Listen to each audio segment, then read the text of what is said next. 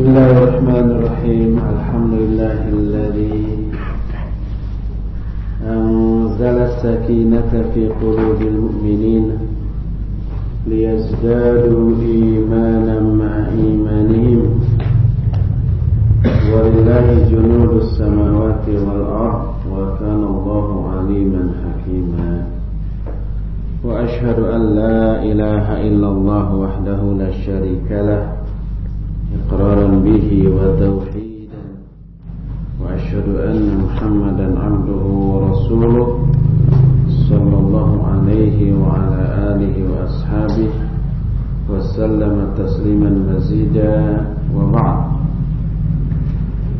فإن أصدق الحديث كتاب الله وخير الهدي هدي محمد صلى الله عليه وآله وسلم وشر الأمور محدثاتها وكل محدثة بدعة وكل بدعة ضلالة وكل ضلالة في النار. إخواتي في الله أعزكم الله. Alhamdulillah kita kembali berjumpa untuk melanjutkan kajian buku Al-Manhajus Syar'i fi Muwajahatil Fitan. Kemarin kita sudah menjelaskan fitnah anak-anak. Sekarang bagaimana caranya kita menghadapi anak-anak? Ada beberapa jurus. Jurusnya insyaallah ampuh-ampuh, karena berasal dari Allah Subhanahu wa ta'ala melalui lisan Rasulnya alaihi salatu wassalam. Jurus pertama disebut jurus al-ihtisab. Ihtisab itu mencari pahala. Seorang muslim yang memahami makna ibadah sebagaimana yang dikatakan oleh Syekhul Islam ketika mendefinisikan ibadah, beliau menyatakan al-ibadatu hiya ismun jami'un likulli ma yuhibbuhu Allah wa yardah minal aqwali wal a'mal adh-dhahirati wal batinah. Ibadah itu sebuah istilah yang mencakup segala sesuatu yang dicintai oleh Allah dan yang diridhoinya, baik berupa ucapan ataupun amalan, baik yang lahir ataupun yang batin. Jadi ibadah itu apapun, ucapan, perbuatan, lahir atau batin yang diridhoi dan dicintai oleh Allah. Siapa yang memahami ibadah dengan makna seperti itu, dia akan mengetahui bahwa semua amalan dunia itu bisa masuk kepada amalan ibadah apabila diniatkan untuk meraih pahala dari Allah Subhanahu wa ta'ala. Di antara amalan dunia tersebut adalah memelihara dan mendidik anak-anak. Itu amalan duniawi, tapi bisa bernilai ibadah apabila kita niatkan untuk meraih pahala dari Allah Subhanahu wa ta'ala. Di antara nikmat Allah atas hambanya adalah turunnya taufik dari Allah kepada kita, kepada seorang hamba. Dengan taufik itu dia bisa meniatkan semua aktivitasnya untuk meraih pahala dari Allah Azza wa Jalla. Tidak ada orang yang melalaikan, mengabaikan tanggung jawab kepada keluarga dan anak-anak kecuali orang mahrum. Mahrum itu orang yang terhalang dari pahala, dari rahmat penandai. Dan anak termasuk sesuatu sesuatu yang berpotensi melahirkan pahala yang tidak ada putusnya. Siapa yang tidak memanfaatkan itu dialah mahrum. Mahrum itu rugi, tidak memperoleh keuntungan. Sebuah hadis yang dikeluarkan oleh Imam Abu Dawud dalam kitab Sunannya dengan sanad yang sahih,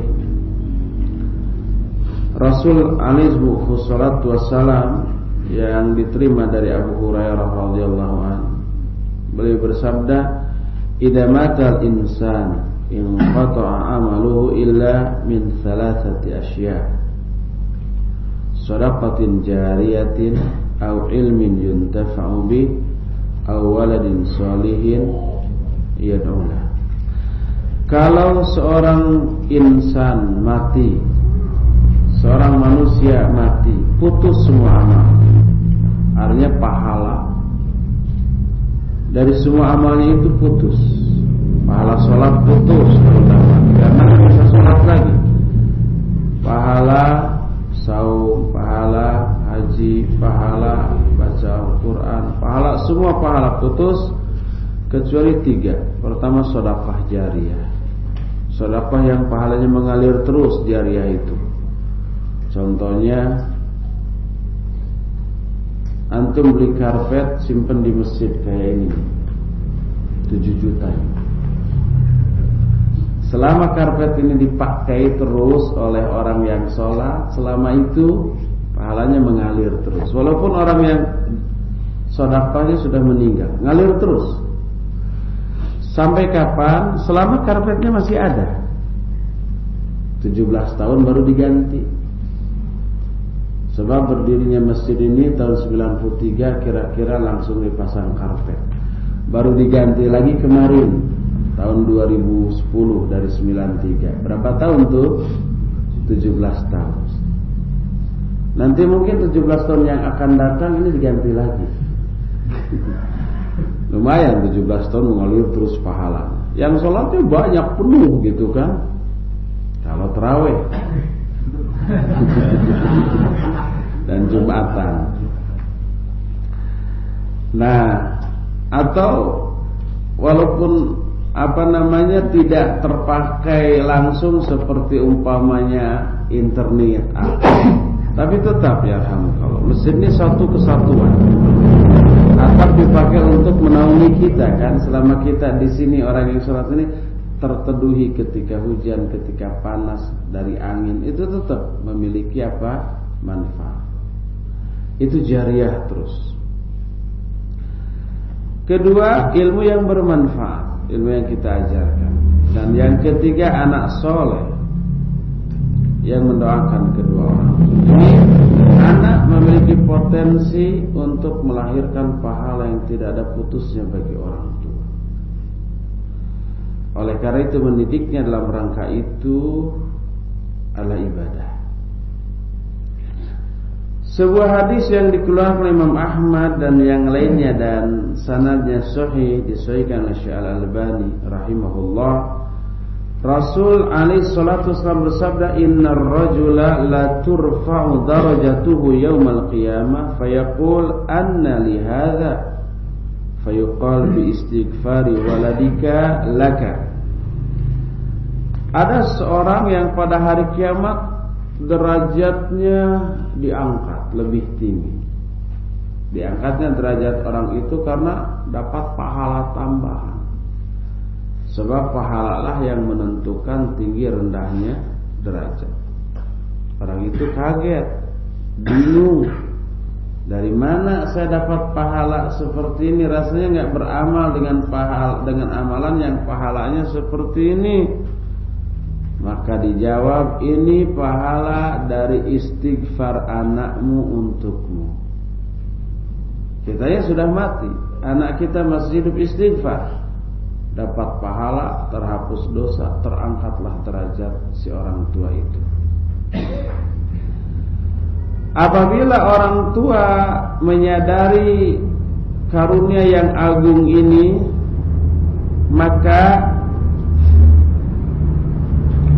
dia akan berupaya secara maksimal mengerahkan seluruh potensinya, potensi tenaga, pikiran, harta untuk mendidik anak-anaknya dengan pendidikan yang selamat, agar anak-anak tumbuh dengan sikap istiqamah di atas kebenaran, anak-anaknya tumbuh menjadi anak-anak soleh dan solihah, lalu mereka mengambil manfaat selama kehidupan mereka dengan kesolehan anak-anaknya, dan setelah matinya orang tua dengan doa anak-anaknya, dengan istighfar anak-anaknya kepada kedua orang tua tersebut, mengambil manfaat dan mengharapkan pahala dari Allah atas semua keletihan, penderitaan, kejengkelan selama mendidik anak-anak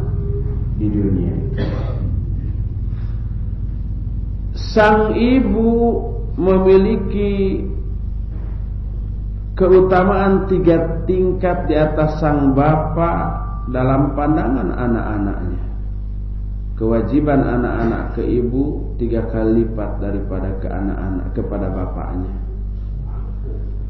Sebuah hadis yang diterima dari Abu Hurairah radhiyallahu an, ada seorang laki-laki datang kepada Rasul alaihi salatu wasallam lalu bertanya, "Man ahaqqun nasi bi husni sahabati?" Siapakah manusia yang paling berhak untuk diperlakukan secara baik? Nabi sallallahu alaihi wasallam menjawab, "Ummuk, ibumu." Orang itu bertanya lagi, "Tsumma man?" Lalu siapa? Dijawab, "Ummuka, ibumu." "Tsumma man?" Kemudian siapa lagi? Dijawab, "Ummuka." 3 kali. Setelah itu barulah yang keempat, "Tsumma abuka." Lalu barulah setelah itu bapakmu. Kenapa? Sebab ibu mengalami penderitaan jauh lebih banyak daripada yang dialami oleh bapaknya ketika mengandung anaknya. Ibunya yang mengandung, bapaknya enggak. Ibunya yang ngidam, bapaknya enggak. Tapi katanya ada ya yang ngidam tuh bapaknya ya, istrinya enggak gitu, bapaknya yang mual-mual tengah malam ini hujan. Ngidamnya aneh-aneh, kadang seringkali enggak masuk akal. Ada kawan saya cerita, istrinya lagi ngidam, diajak makan enggak mau. Akhirnya ya sudah, suaminya yang makan sendirian, istrinya lihat. Pas suapan ketiga sudah masuk, goak tenangis istrinya. Kaget suaminya. Kenapa? Itu tadi saya ingin suapan yang ketiga, kenapa nggak ditawari? Udah masuk, gimana saya jawab lagi yang keempat? Enggak, ingin yang ketiga tadi. Muntahkan lagi ya? Enggak. Enggak ada solusi. Gimana lagi? Aneh, tapi nyata. Siap-siap nih yang bujangan menghadapi nanti kelak istrinya kayak begitu. Walaupun tidak pasti begitu, tapi mungkin begitu. Lebih aneh lagi kalau melibatkan orang lain. Ada yang anehnya, si istri itu ingin nyocol kepala orang botak. Jadi mau makan itu nyari-nyari keluar siapa yang botak tuh. Maaf Pak ya, dicocok. Baru bisa makan itu. Aneh tapi nyata. Jadi ketika ngidamnya, ketika hamilnya, ibu menderita. Ketika melahirkan juga menderita. Ketika menyusui menderita. Penderitaan itu tidak dialami oleh bapak. Bapak ikut menderita tapi tidak separah istrinya. Ketika ngidam, bapaknya juga menderita. Ketika menyusui, bapaknya juga menderita. Ketika anaknya masih kecil, bapaknya ikut menderita berupa harus bangun malam. Istrinya kan perlu istirahat. Kalau enggak, ambruk sakit istrinya. Oleh karena itu, biarkan istrinya tidur nyenyak, anaknya yang nangis di dipependek sama bapaknya, diais, digayor atau digayor, diayun-ayun sama kain sarung, begitu ya. Kalau di pangku biasa masih nangis dia. Digayor aja, ini jurusnya kalau antum belum tahu.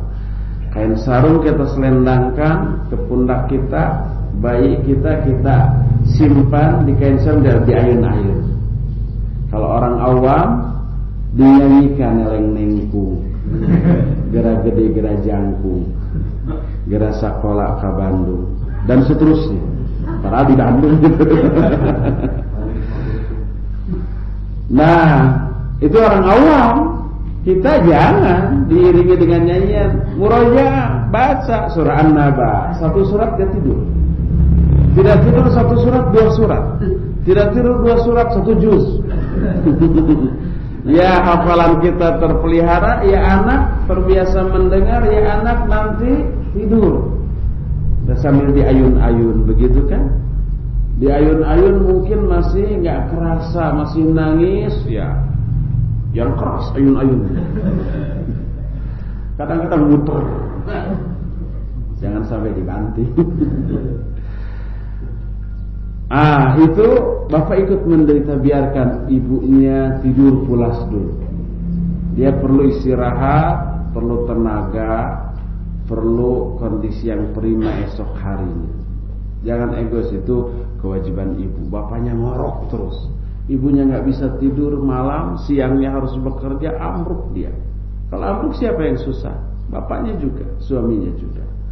Ada ta'awun, ada kerjasama. Tapi penderitaan istri tetap lebih tinggi, lebih besar daripada bapaknya. Nah, makanya hak seorang ibu di hadapan anak-anaknya lebih besar daripada bapaknya.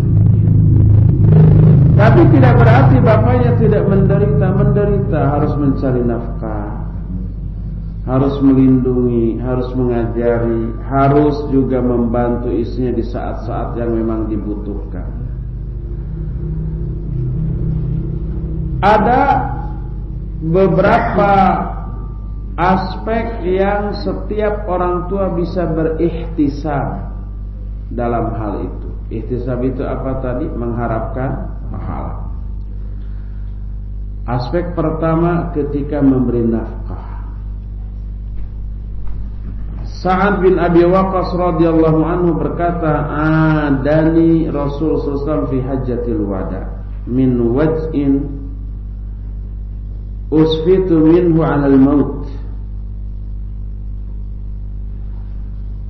Rasul sallallahu alaihi wasallam melayat aku pada waktu haji wada ketika aku sakit yang aku duga aku akan mati dengan sakit itu. Parah gitu ya. Aku berkata, "Wahai Rasulullah, balaghani ma tara min al-wajhi wa ana dzu malin wa la yarithuni illa ibnatun li wahidah."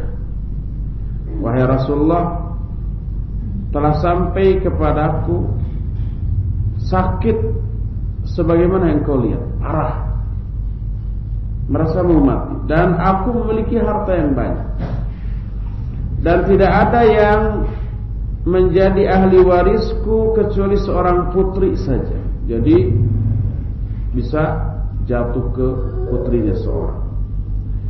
Boleh enggak saya mensedekahkan 2/3 dari hartaku? Kata Nabi sallallahu alaihi wasallam, tidak. Qultu afa atasaddaqu bi syatrihi, boleh enggak aku sedekahkan setengahnya? Kata Nabi, tidak. Boleh enggak sepertiganya? Kata Nabi, ats-tsuluts wa tsuluts katsir, sepertiga juga banyak. Tapi beliau membolehkan. Lalu Nabi bersabda, "Innaka in tadhar warathataka aghniya'a khairul laka min an tadharahum 'alatan yatakaffafuna an-nas. Wa lasta tunfiqu nafaqatan tabtaghi biha wajha Allah illa ujirta biha hatta luqmata taj'alha fi imra'atik." Kalau engkau meninggalkan ahli warismu dalam keadaan kaya, itu lebih baik bagimu daripada engkau tinggalkan mereka dalam keadaan miskin lalu meminta-minta kepada manusia. Tidaklah kamu memberi nafkah dengan satu nafkah kepada istrimu,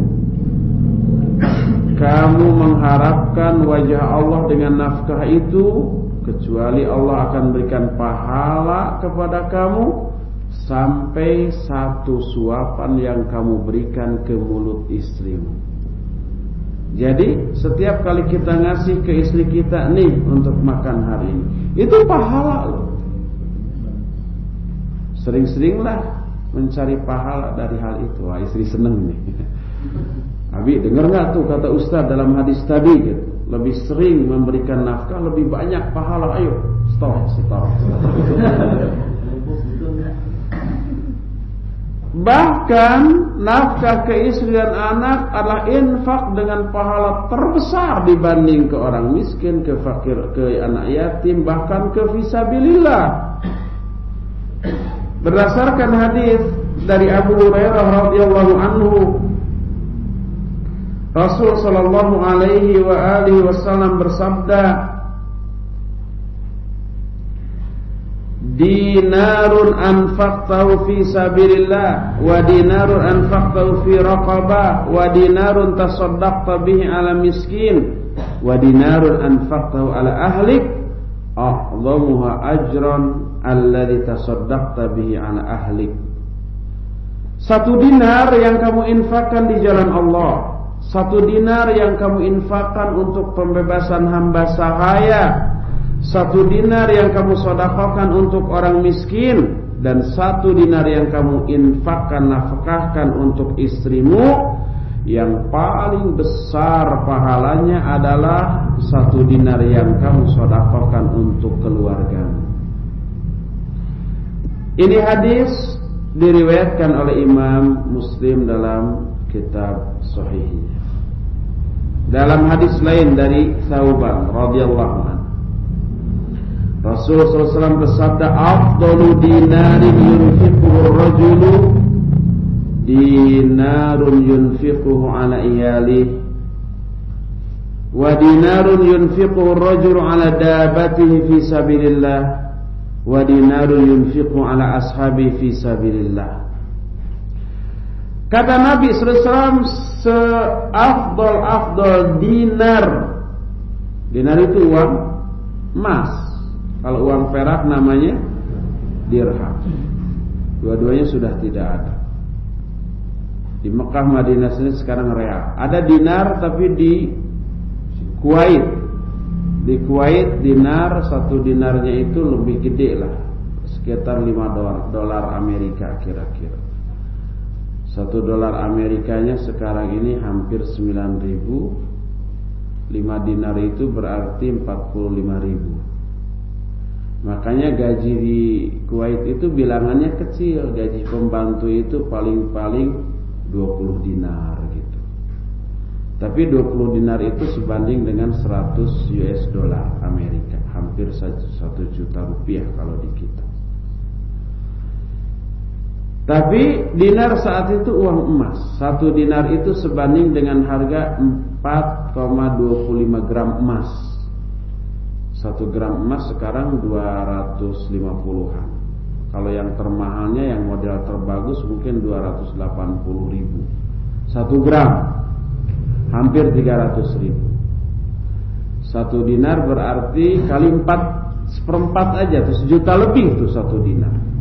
Kalau 1 dirham sebanding dengan 3 gram perak. Nah, perak murah. 1 gram perak paling 10.000. Jadi 1 dirham itu 3 gram berarti 30.000 rupiah. Jadi jauh antara dinar dan dirham. Seutama-utama dinar yang diinfakkan oleh seseorang adalah 1 dinar yang dinafkahkan untuk keluarganya. Kemudian 1 dinar yang diinfakkan seseorang bagi kendaraannya di jalan Allah. Dan setelah itu 1 dinar yang dia infakkan untuk sahabat-sahabatnya di jalan Allah. Berkata Abu Kilabah, Wa bada bil iyah thumma qala Abu Kilabah wa ayyu rajulin a'zamu ajran min rajulin yunfiqu ala iyali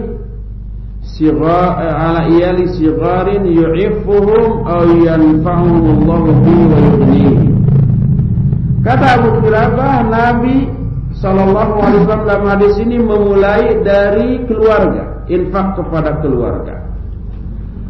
Maka kata beliau, orang mana lagikah yang pahalanya lebih besar daripada orang yang berinfak untuk keluarga yang masih kecil, kemudian infak itu menjaga mereka dari minta-minta dan Allah memberi manfaat kepada mereka dengan hal ini dan memberi kecukupan.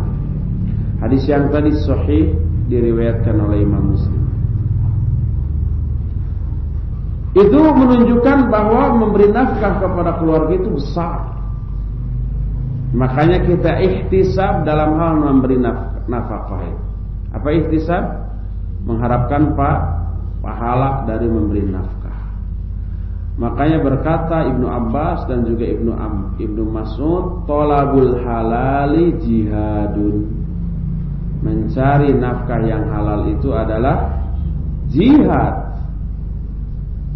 Makanya seorang suami yang mau mencari kerja bilang ke istrinya, Pak Dindin nih, sebelum ngangkut penumpang bilang, "Mah, bapak mau jihad."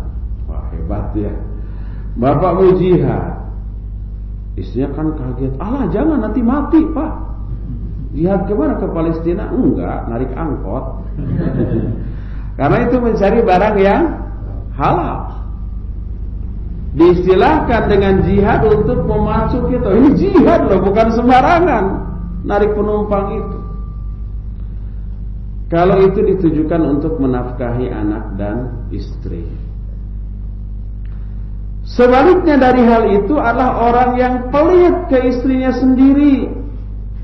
Uang ada, makanan ada, diumpetin. Biar istrinya suruh nyari makanan sendiri. Itu pelit. Jangan pilih ikhwan yang kayak begitu untuk menjadi suami. Tapi nggak tahu ya. Di husnudhoni biasanya sebelum menikah baik, segera diberi gitu ya, bro-broan gitu. Setelah nikah pelit, baru ketahuan belang. Dosa besar orang yang membiarkan keluarganya tidak ternafkahi padahal dia mampu menafkahi. Kata Nabi alaihi salatu wassalam dalam hadis sahih riwayat Imam Muslim, kafa bil mar'i ithman ay yahbisa amman yamliku qutahu. Cukup seseorang ini dianggap berdosa apabila dia menahan hartanya dari orang-orang yang menjadi tanggung jawabnya. Dalam riwayat lain masih Imam Muslim, kafa bil mar'i ithman idza dayya'a mayya'un. Cukup seseorang itu berdosa apabila dia menyia-nyiakan orang yang menjadi tanggung jawabnya. Ada sekelompok orang tuh, saya kenal beberapa orang. Dia berkeyakinan suami itu tidak wajib mencari nafkah, tapi wajib berdakwah. Yang wajib mencari nafkah istrinya. Aneh itu, tapi nyata ada. Kerjaannya ngagugulin Quran, tapi Quran tarjamah. Dia hafal nomor ayat, nomor surat, tapi nomornya aja. Buka surat sekian, ayat sekian, surat sekian, surat ayat sekian. Surat apa tuh? Ah, nggak tahu. Pokoknya nomor suratnya aja dia tahu. Gimana bunyinya nggak tahu juga. Segala macam masalah dia tahu ayatnya dan suratnya, tapi hanya nomornya aja. Bunyinya nggak tahu. Bahkan bacanya juga mungkin masih tersambung-sambung. Masih salah tajwidnya, makhrajnya, tapi hafal nomornya, nomor surat, nomor ayat dan maksudnya. Tapi lafadznya enggak, tafsirannya enggak. Dia beranggapan yang wajib mencari nafkah istrinya, sedangkan suaminya wajibnya dakwah. Terbalik. Dikemanakan ayat ke-34 dari surah yang keempat? Nah, surah apa itu? An-Nisa, yang menyatakan ar-rijalu qawwamuna 'alan nisa bima faddalallahu ba'dahum 'ala ba'din wa bima anfaqu min amwalihim. Dikemanakan hadis ini nih? Terbalik dia. Askinuhunna min haitsu wajadtum min askinuhunna min haitsu sakantum min wujdikum. Beri tempat tinggal di mana saja kalian tinggal sesuai dengan kemampuan kalian. Kalau mampu berusaha, tapi tidak mau berusaha, dosa, melanggar ayat ini. Entah digimanakan itu ayat-ayat itu dalam pandangan mereka. Dan juga hadis-hadis yang barusan kita bahas, ayat-ayat tadi dan hadis yang barusan menunjukkan ditekankannya memberi nafkah kepada keluarga dan menjelaskan besarnya pahala tentang hal itu. Maka wajib bagi setiap muslim untuk merentangkan tangannya kepada keluarganya. Maksud merentangkan tangan itu infak, memberi nafkah, memberikan kebutuhan pokok mereka, baik dalam hal makanan, minuman, pakaian, tempat tinggal, sesuai dengan kemampuan mereka. Oleh karena itu, ihtisab ada dalam hal memberi nafkah. Apa ihtisab? Mengharapkan pahala dari mendidik, membina, mengajari dan memberikan infak. Kedua, injabul banat. Injabul banat itu mengurus, mengasuh anak-anak perempuan sampai mereka dewasa. Di antara perkara yang setiap muslim bisa ihtisab dalam perkara itu yaitu injabul banat. Apa ihtisab itu tadi? Mencari pahala. Di antara pahala yang bisa diharapkan oleh orang tua adalah dari putrinya, yang berbeda dengan putra, anak laki-laki. Di antara orang tua ada orang yang lebih berbahagia memiliki anak laki-laki, tapi kecewa ketika anak yang lahir adalah perempuan, membenci anak perempuan. Kadang-kadang membenci istrinya, kamu perempuan lagi punya anak teh, bisa nggak sih bikin yang laki? Seolah-olah ya yang menentukan perempuan atau laki-lakinya itu adalah istrinya, sehingga kalau istrinya melahirkan anak wanita padahal dia ingin laki-laki, dibencilah istrinya. Ini termasuk karakter jahiliyah. Padahal urusan ini milik Allah semata-mata. Allah berfirman dalam Al-Quran, dalam surah Asy-Syura mulai 49 sampai 50, Lillahi mulkus samawati wal ard, yakhluqu ma yasha, yahabu liman yasha'u inathan wa yahabu liman yasha'u dhukur. Milik Allah lah kerajaan langit dan bumi, dan Allah menciptakan sesuai dengan kehendaknya. Allah memberi anak-anak wanita kepada orang-orang yang dikehendakinya, dan Allah pun memberi anak laki-laki kepada orang-orang yang dikehendakinya. Jadi laki atau perempuan itu adalah kehendak Allah, pemberian Allah, bukan kehendak istri. Istri menghendakinya laki-laki, borojol teh wanita, atau sebaliknya menginginkan wanita, borojol teh laki-laki. Itu sepenuhnya tergantung pada takdir Allah Subhanahu wa ta'ala. Kalau seorang ayah atau ibu menyadari bahwa putri adalah nikmat Allah yang besar dengan spesialisasi yang Allah berikan kepada anak-anak itu, maka dia tidak akan kecewa, dia akan bersyukur. Karena anak wanita memiliki potensi memberikan keuntungan yang lebih besar dibanding anak laki-laki. Dia akan bersyukur dengan nikmat itu. Dan ihtisab ketika mendidiknya, mengurusnya, dan memenuhi kebutuhannya. Apa ihtisab? Mengharapkan pahala. Apa sih? keuntungan anak wanita dibanding laki-laki.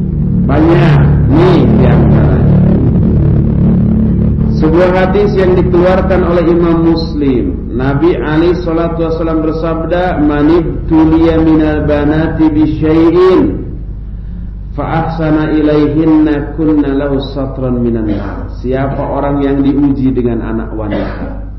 Nabi menyebut diuji karena memang di dalam mengurus anak wanita ada ekstra penderitaan dibanding anak laki-laki. Mendidiknya beda loh, harus lemah lembut, beda dengan laki-laki. Perasaannya lebih sensitif, lebih peka. Demikian juga cara mengurusnya beda.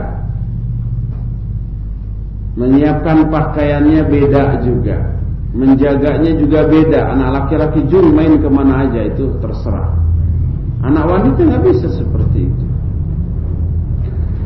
Siapa orang yang diuji dengan anak wanita dengan suatu, lalu dia membaguskan sikap pengasuhan atau pendidikannya kepada anak wanita itu, maka hal itu akan menjadi penghalang bagi orang tuanya dari api neraka.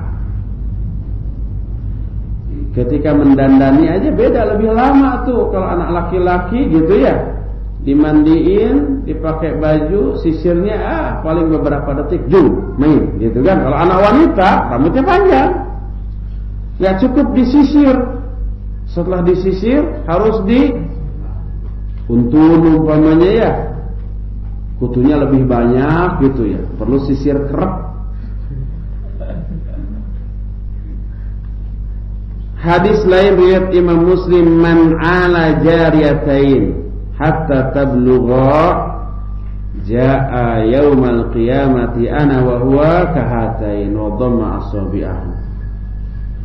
Siapa orang yang mengurus dua anak perempuannya sampai kedua-duanya baligh, diurus, dididik, dibina, maka dia akan datang pada hari kiamat dalam keadaan aku dan dia seperti ini nih. Lalu beliau merapatkan dua jarinya, jari telunjuk dan jari tengahnya dekat. Aku dan dia seperti ini. Artinya berdampingan dia dengan Rasul SAW. Para Rasul di akhirat berada pada tempat yang mulia, yang tinggi, yang terhormat.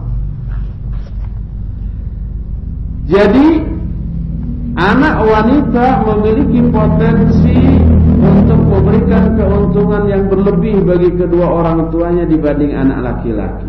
Karena penderitaan orang tua ketika mengurus anak wanita lebih besar dibanding anak laki-laki. Itu yang kita bisa ihtisab. Apa ihtisab teh? Mengharapkan pahala. Ketiga, ini yang berat. Mautul aulad, kematian anak-anak. Kita bisa berihtisab dengan kematian anak-anak. Di antara ihtisab yang paling agung dari anak-anak adalah kematian mereka, laki ataupun perempuan. Buah hatinya, belahan jantungnya, kembang buruannya, sumber kebahagiaannya direnggut oleh Allah Subhanahu wa ta'ala. Seorang ibu ketika masih memiliki anak yang masih bayi, bayinya menjadi penghibur. Dia dari pagi bangun ketika anaknya tertidur, masih tertidur, mencuci, memasak, beres-beres, menyapu, ngepel dan seterusnya, lelah, capek.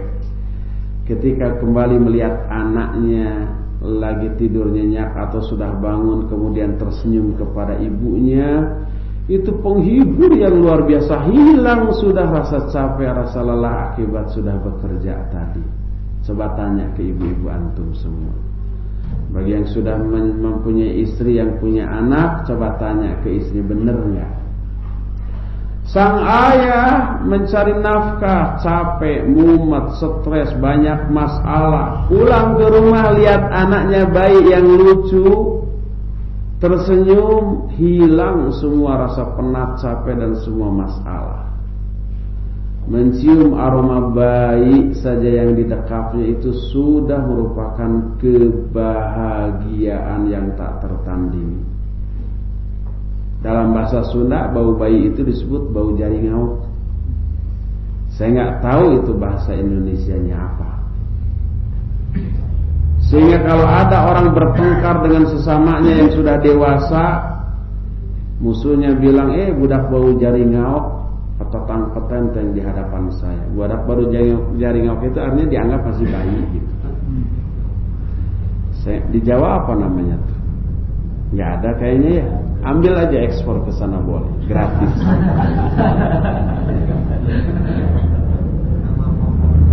Hah? Nama pohon jari ngauk, pohon apa itu? Mencari apa? Vitalitas loh, ya kayak gimana itu?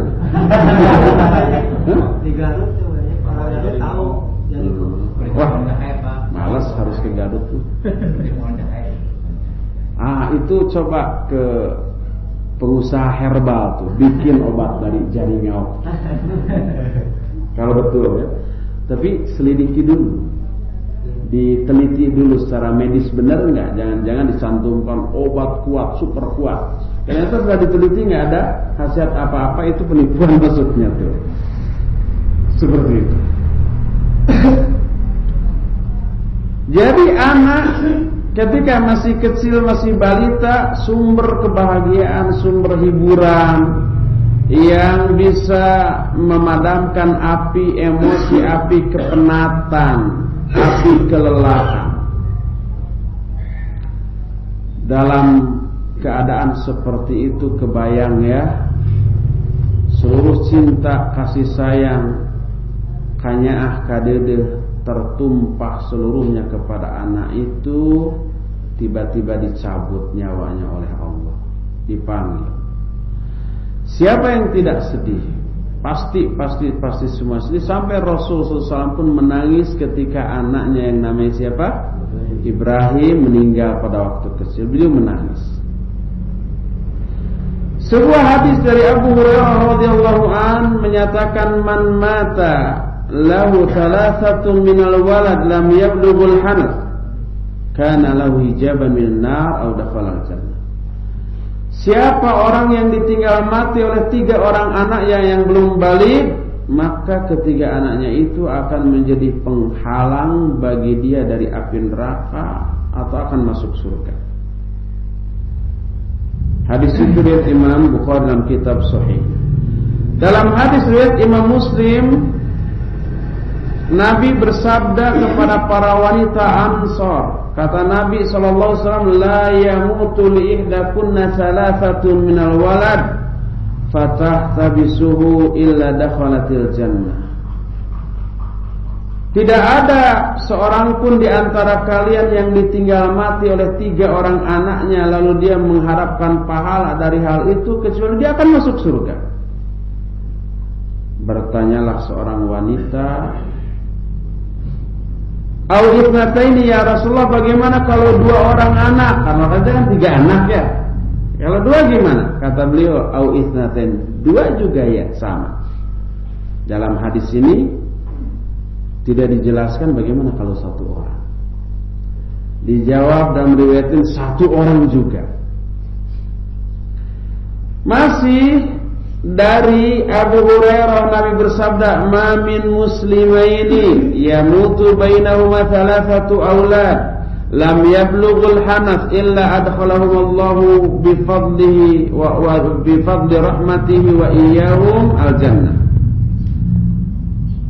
Qala yuqalu lahum udkhulul jannah fayaqulun hatta yadkhula abauna fayuqalu lahum udkhulul jannata antum wa abaukum. Tidak ada 2 orang muslim. 2 orang muslim itu maksudnya suami istri loh, yang ditinggal mati oleh 3 orang anaknya yang belum balik, kecuali Allah akan memasukkan kedua orang tua itu karena rahmatnya juga bersama anak-anaknya ke dalam surga. Nanti di akhirat Allah berkata kepada 3 anak itu, masuklah kalian ke dalam surga. Karena anak mati ketika kecil itu belum punya dosa, mereka ahli surga. Anak-anaknya berkata, enggak, sampai bapak-bapak kami masuk surga.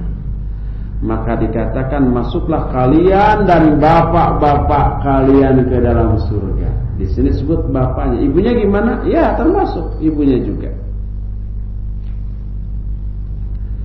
Mana sih? Ini kan tiga anak. Tadi 2. Mana dalil yang 1? Ada dalil yang 1 juga. Tenang.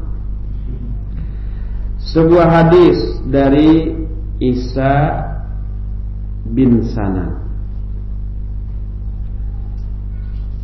Dafa'tu ibni Sananan wa Abu Talha al-Khulani jalisun ala syafiri qabr. Falamma aradtu al-khuruj akhadha bi yadayya faqala ala ubashshiruka ya Aba Sanan qultu bala qala haddatsani Abdullah bin Abdurrahman bin Urzub an Abi Musa al-Asy'ari radhiyallahu an anna Rasul sallallahu alaihi wasallam qala idza mata waladul 'abdi qala Allah azza wa jalla lil malaikatihi qabbadtum walada 'abdi fayaqulun na'am fayaqul qabbadtum thamrata fuadi fayaquluna na'am fayaqul madza qala 'abdi fayaquluna hamidaka wastarja'a fayaqulu Allah ta'ala ibnau li 'abdi baitan fil jannah sammuhu baital hamd. Kata Abu Sanan, aku menguburkan anakku yaitu Sanan. Dan Abu Talha al-Khulani saat itu duduk di samping kuburan anakku tersebut. Duduknya tidak di atas kuburan, tidak boleh. Ketika aku akan keluar dari kuburan itu, dia memegang tanganku lalu berkata, mau enggak aku kabarkan kepadamu satu berita gembira wahai Abu Sanan?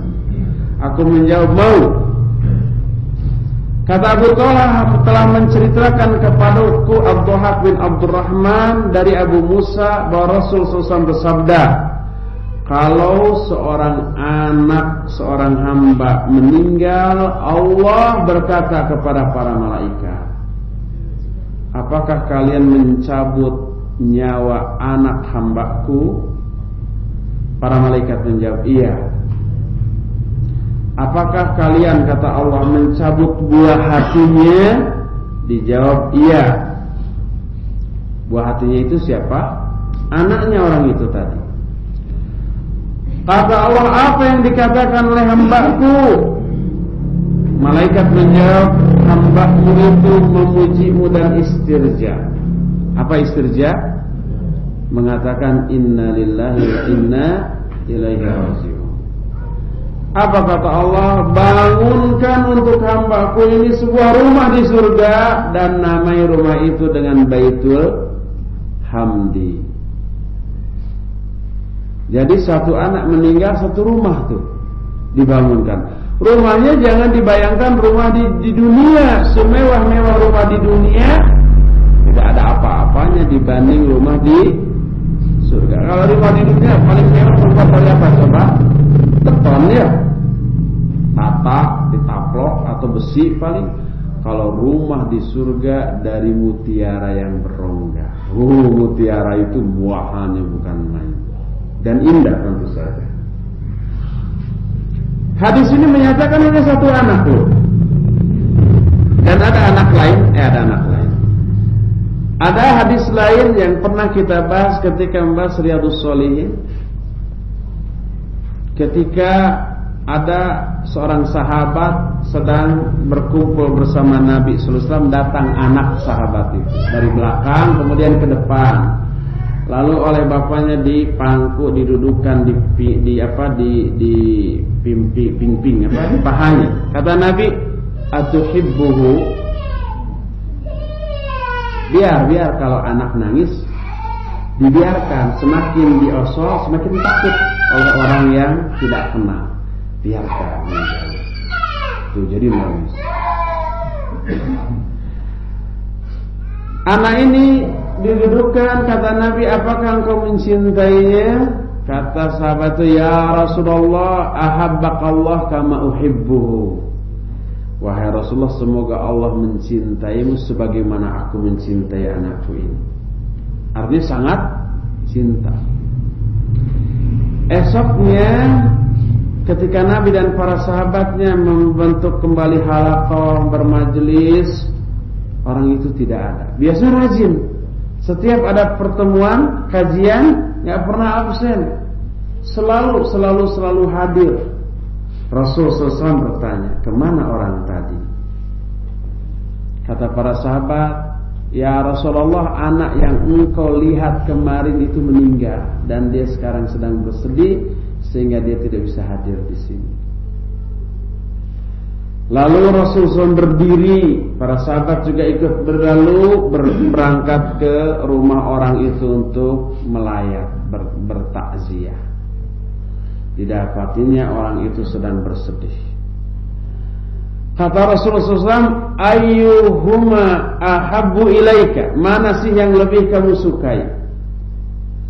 Engkau bercanda bercengkrama dengan anakmu seumur hidup, atau anakmu meninggal dan nanti pada hari kiamat dia menunggu di pintu surga akan menyambutmu? Mana yang lebih kamu sukai? Sahabat itu menjawab, ya Rasulullah, kalau anak itu meninggal dan menunggu di pintu surga menyambut kedatanganku, itu lebih aku sukai daripada aku bercengkrama seumur hidup dengan anakku. Kata Nabi, itulah yang akan kamu alami.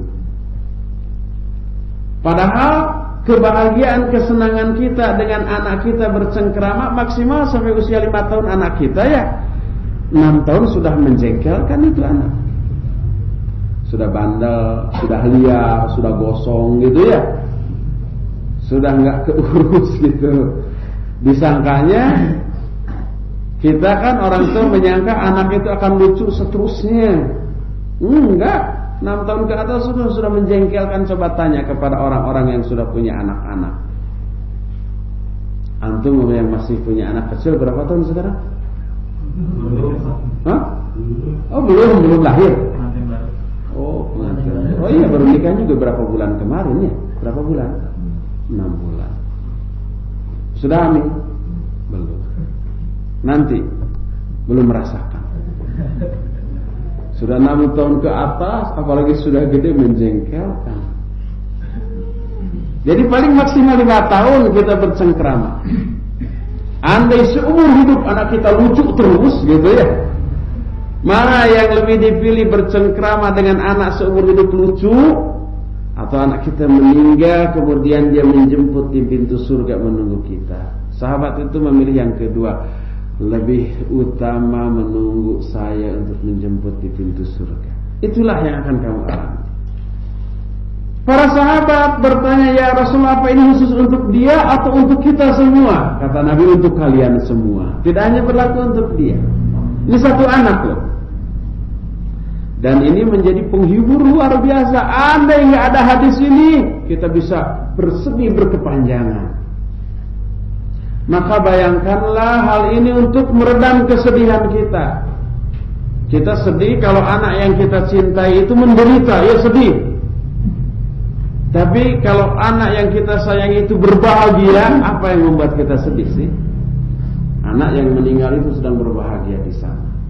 Dalam riwayatnya diasuh oleh Nabiullah Ibrahim alaihi salatu wassalam. Di sanalah anak-anak yang meninggal ketika ketika belum balik, mereka diasuh oleh Nabi Ibrahim. Dan kelak di akhirat akan menjemput orang tuanya di pintu surga. Apakah ini sesuatu yang menghibur kita atau tidak?